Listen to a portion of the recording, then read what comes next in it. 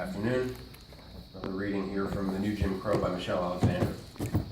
Those who claim that mass incarceration is just like Jim Crow make a serious mistake. Things have changed.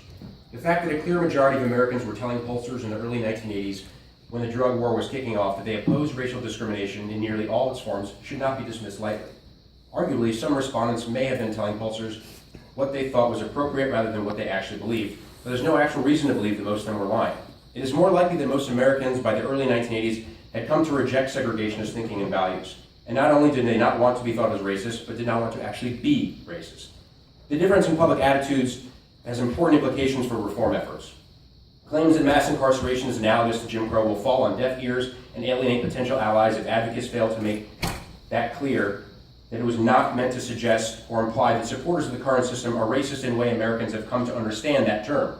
Race plays a major role, indeed a defining role in the current system, but not because of what is commonly understood as old-fashioned hostile bigotry.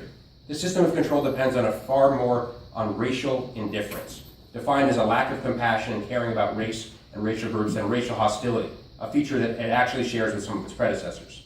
All racial caste systems, not just mass incarceration, have been supported by racial indifference.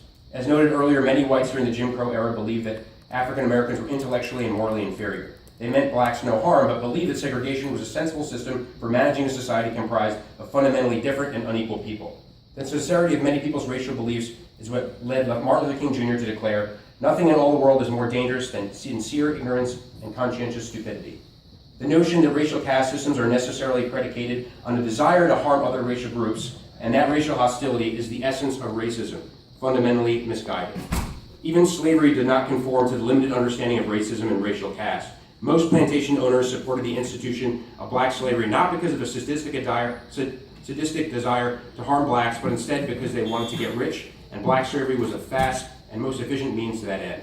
By and large, plantation owners were indifferent to the suffering caused by slavery. They were motivated by greed. Preoccupation with the role of racial hostility in earlier caste systems can blind us to the ways in the role of hostility, racial hostility,